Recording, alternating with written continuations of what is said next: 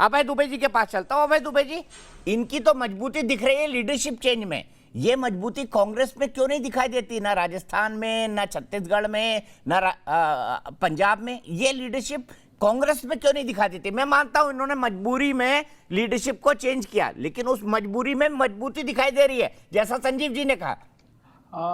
दीपक जी, आज हम न तो राजस्थान के मुख्यमंत्री को बदलने पर चर्चा कर रहे हैं, न पंजाब के, न छत्तीसगढ़ पर चर्चा हो रही किस प्रकार कर्नाटका में बदला, उत्तराखंड में बदला, अभी गुजरात में बदला, हरियाणा की तैयारी है, त्रिपुरा की तैयारी है, और किसी हद तक लोगों का कहना है कि उत्तर प्रदेश भी बड़ा डेस्परेटली प्रधानमंत्री जी, मुख्यमंत्री बदलना चाहते हैं। प्रधानमंत्री जी, आपने मुख्यमंत्री लौटाए, लेकिन एक देश की जनता पूछ रही, क्या उन लाखों लाखों लोगों का जीवन लौटा सकते हैं जो इस आपके गलत निर्णयों की वजह से इस महामारी की विभीषिका में मौत की भेंट चढ़ गया? प्रधानमंत्री जी, क्या उन करोड़ों युवाओं के रोजगार आप लौटा सकते हैं? क्या वो दाम पेट्रोल डीजल खाने के तेल जो गरीब त्राहिमाम कर रहा है वो लौटा सकते हैं?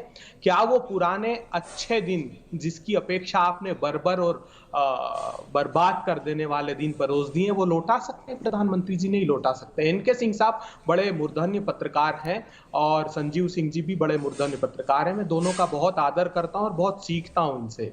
मगर सिंह साहब, यहां पर मैं कुछ दूसरा दृष्टिकोण रखना चाहता हूं। ये बगैर सोचा समझा निर्णय नहीं था। मोदी जी की जो मोडस ऑपरेंडी है, वो हरियाणा में खट्टर साहब को ला करके उन्होंने जाट और नॉन जाट की एक लड़ाई खड़ी की। वहां पर पोलराइजेशन करने की कोशिश की कि नॉन जाट समुदाय के वोटों को हम इकट्ठा करें। हमने देखा भी कितना बड़ा जाट आंदोलन वहां पर हुआ। इसी प्रकार गुजरात का भी प्रयोग इन्होंने किया, गैर पाटीदार को बनाकर यह संदेश देने की कोशिश की कि एक तरफ पाटीदार समाज, एक तरफ पूरा गुजरात। महाराष्ट्र में भी मराठा लोगों के खिलाफ देवेंद्र फडणवीस को लाकर खड़ा किया। ये बात आपने बिल्कुल ठीक कही कि ये प्रयोग इनके सफल नहीं हुए, कहीं नहीं हुए। दीपक चौरसिया जी ने भी जो राज्य दर राज्य बात बताई, 100% सही है कि ये कहीं इस प्रयोग में सफल नहीं हुए। अब बड़ा झगड़ा क्या है? मेरी जो समझ बनती है वो ये बनती है कि उत्तर प्रदेश में डेस्परेटली मोदी जी चाहते हैं कि योगी जी को हटाएं।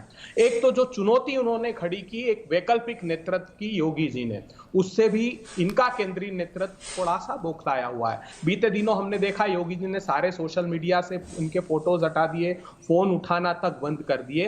अब इसके बाद मध्य प्रदेश का क्रम है, हरियाणा का क्रम है, त्रिपुरा, और मुझे लगता है उत्तर प्रदेश का भी क्रम है। एक भय और सताता है इनको, जो गुजरात में दरकती हुई जमीन भारतीय जनता पार्टी की है।